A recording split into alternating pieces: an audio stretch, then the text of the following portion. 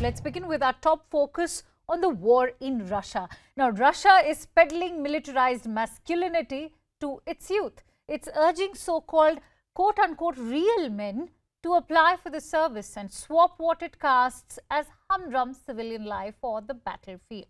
The Russian army has released a video campaign to lure more soldiers now to fight in Ukraine. This promotional ad that you can see on your screens calls for real men, saying those who are real men must enter the battlefield. It is pertinent to note that Moscow is seeking to recruit up to 4 lakh professional soldiers on a volunteer basis. According to the leaked estimates from the US Defense Intelligence Agency, up to 43,000 Russians have been killed in the war so far. Now, last year in September, President Putin declared a partial mobilization of 300,000 reservists to replenish his country's military's depleted forces. However, ongoing heavy fighting in eastern Ukraine has resulted in further military losses and a shortage of manpower, apart from the deadlock that's taking place on the battlefield. Let's also play out that advert for you.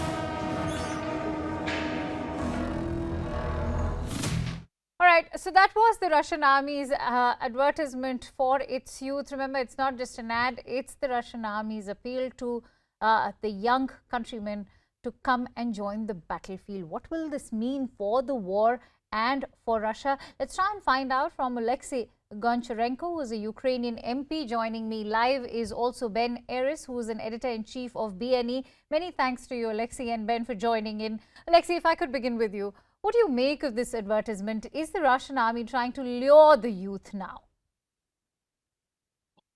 Russia suffered a very big casualties, the biggest in their history from the Second World War.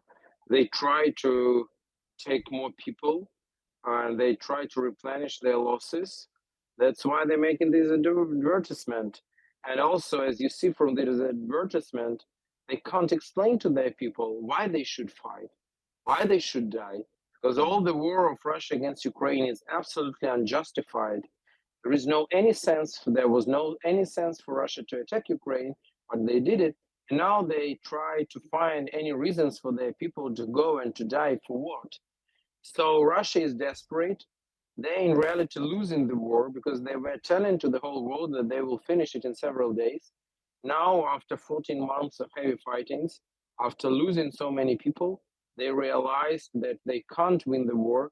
So now they try to take as many people as they can in order to keep the positions they have at the moment. All right. Ben, if I could bring you in, what struck you most about this advertisement?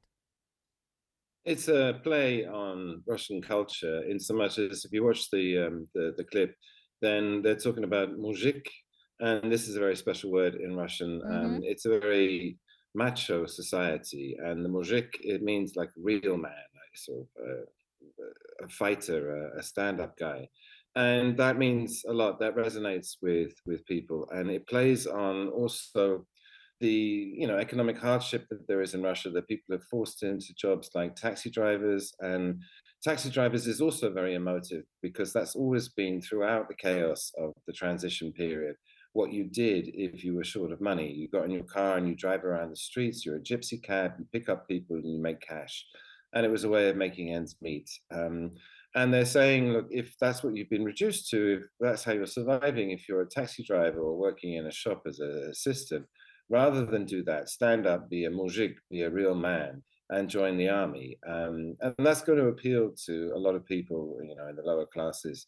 And they're trying. The other point to make here is that you talked about the partial mobilization in September, 300,000 people. But that was a conscription, that was forced. And they went to the remote regions, in the center of Right. Russia, in the beyond the Yes. Ural Mountains, to the ethnic minority regions like Tuva. And what they're trying to do now is they again need to replenish their forces. That Shoigu, the defense minister, said that he wants to take the army up from 1.1 million people under arms at the moment to 1.5. But rather than do another round of conscription, which is politically very dangerous, it breeds resentment. There were riots, fights in some of the regions in Tuva when they tried to force people to join the army. They're trying to bring them in as kontraktniki, as contracted soldiers, willing volunteers who are coming for the money.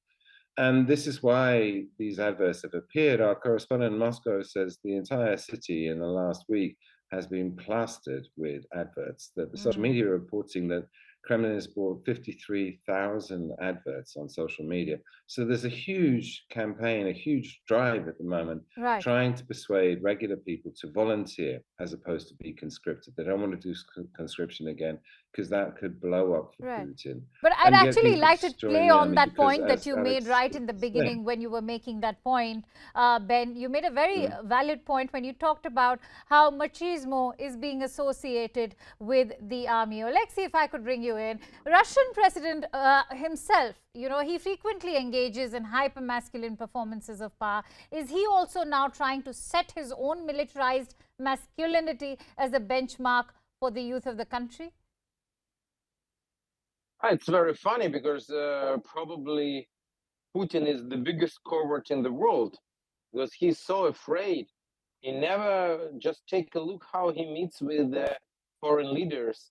They're usually at the table 10 meters long because he's afraid to catch some virus from them. Also, there are a lot of testaments and there are a lot of facts from inner circle of Putin that even to meet with Putin, you need to go through quarantine. So 2 weeks without contacting anybody, not to be dangerous for Putin in any way. So he is he's afraid of everything in reality. Okay. So that's interesting that they try to show him as a kind of an example of macho, but it's in the past. And now I think that the whole world realized that Putin is just a small, very scared dictator. Ben, men like Putin refuse to show vulnerability. And if one were to agree with Alexei, there is a different view altogether. This is also a very problematic sort of situation. Should people reject this cult of male force? Alexei, what he was saying is exactly right. I mean, the difference between Zelensky and Putin is enormous, in so much as Putin was just down in occupied Ukraine, Kherson and Mariupol before that. But he does it, a stage-managed, handled appearance, whereas Zelensky goes to the front line and he's under fire and he hands out medals to fighters. And the difference is enormous. But again, you have to appreciate what we see from our side, outside of Russia, is very different from what they see inside. Okay. And you have to admit that the Kremlin is masters of their PR. Putin is very good at what he does. And this whole focus on the mujik, on this macho character, has a lot of appeal because if you talk to Russians, in Russia itself, then they're buying into it. They believe they're under attack by NATO and that they need to defend the country, and that this appeal to this macho idea of Russians standing up for patriots, that's going to go a long way. And whether they'll get to the 400,000 that they want to raise, that Shoigu was talking about, remains to be seen. Right. And but then again, a lot of the people who objected to the war have already left. There's been two waves of people leaving when the war started, and then again when the conscription came up. And we talked to people on the ground in Moscow, and they are generally supportive of the war. But if it comes to another round of conscription, then they don't want to go to Ukraine. Right. They can see, a lot of them, that it's certain death. I mean, Russia just brought through this electronic law where they're using the tax database True, to true. identify people, and the cameras, the CCTV cameras they put up everywhere to find people. And it could come to the point where they're forcing people, again, conscription, Right.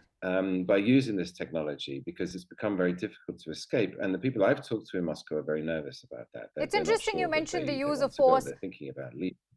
Right. Yeah. Alexei, if I could bring you in on this before I move over to the NATO chief's visit, I'd want to ask, the need for manpower on the battlefield is a mutual need, which I'm sure both the nations are facing right now. What's the difference when we look at, replenishing those forces, and how Russia is doing it vis-a-vis Ukraine? Are you asking me? Definitely. No, that's I would a say question that for Alexei. That's for Alexei. Yeah, I just want to remind you, when the invasion started, Ukrainian people, even outside of the country, were coming in to join army, and there were lines of people to join army.